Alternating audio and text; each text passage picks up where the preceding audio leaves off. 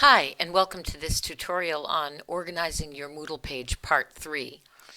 And I've called this / building a content section.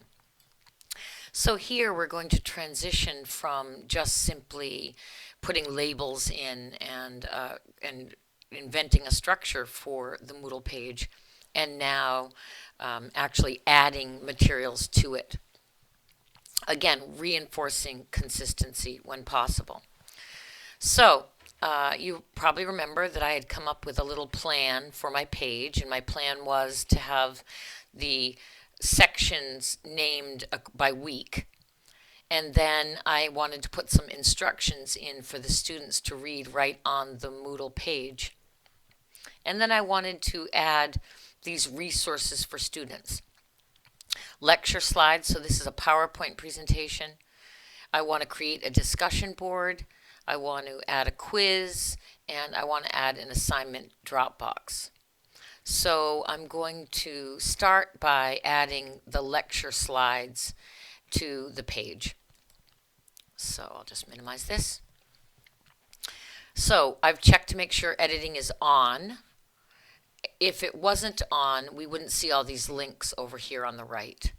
So editing is on, and now I'm going to add a PowerPoint presentation to the site, and all that I have to do in that case is drag and drop the file. I make sure editing is on.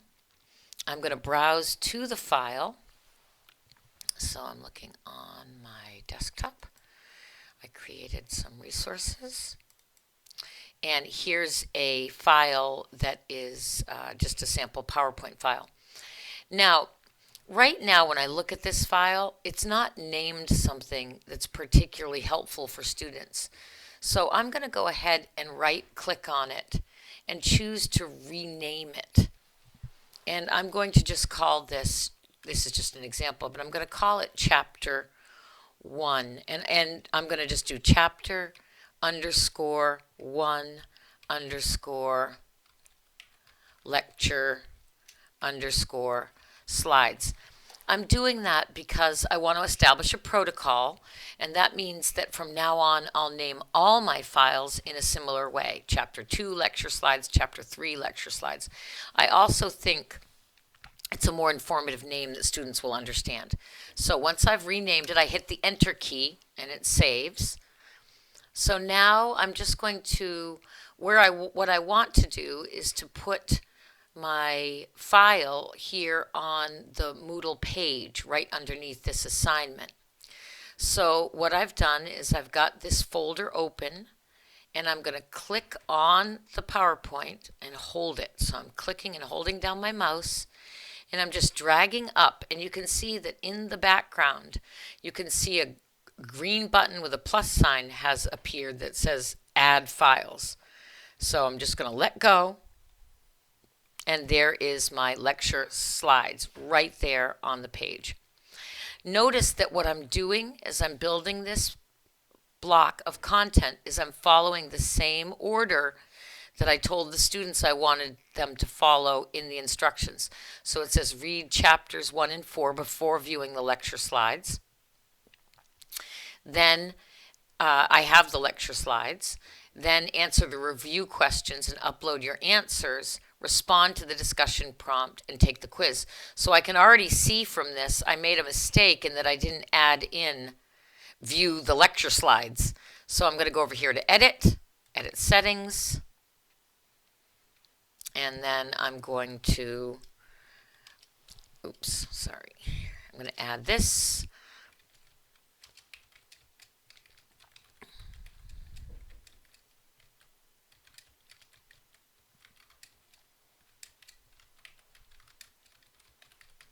So I've been specific. It's always best with students to be as clear as possible. We want them to know exactly what we expect them to do.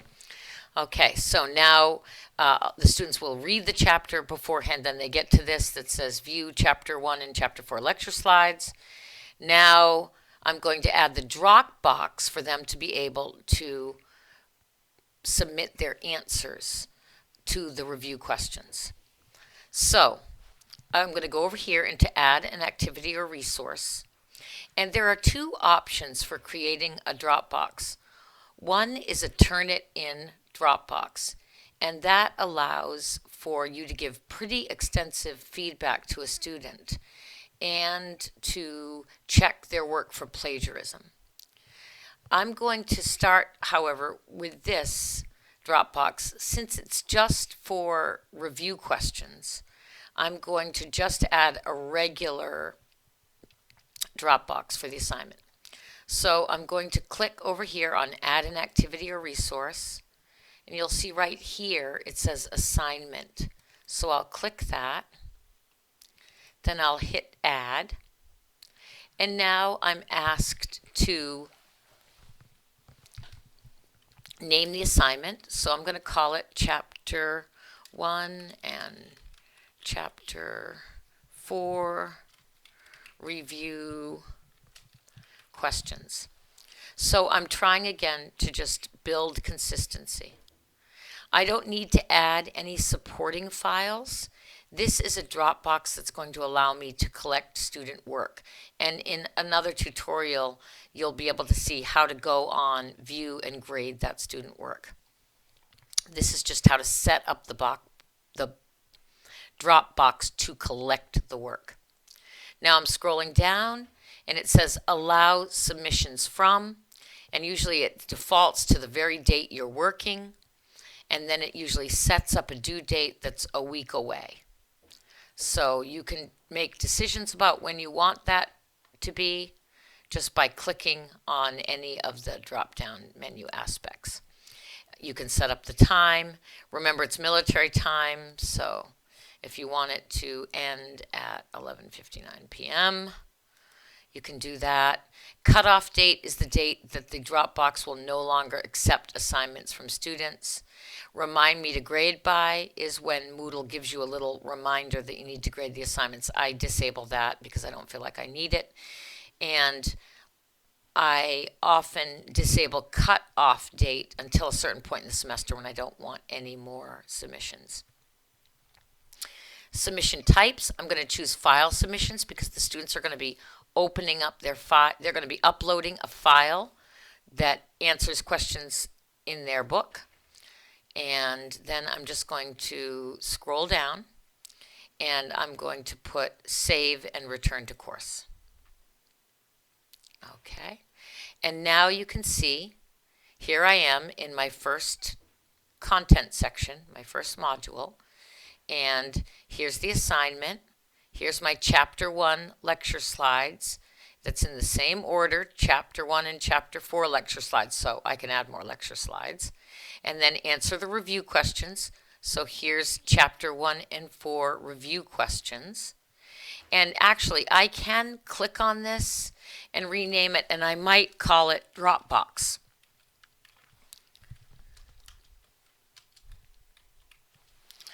So that's one option. Another option sometimes that I use is I give a command. So I put click here to upload Chapter 1 and Chapter 4 review questions. And then I'll just take this out. So if I do that, it tells the students there, click there to upload. Okay, so now we've added our lecture slides and we've added our Dropbox. And so the next thing that I'm going to do is start a discussion board. So I'm going to move on to the next tutorial to explain how to build that discussion board. And I'll be using the same course as an example so that you can see how we're maintaining this course structure as we're doing so. In the meantime, I hope this helps.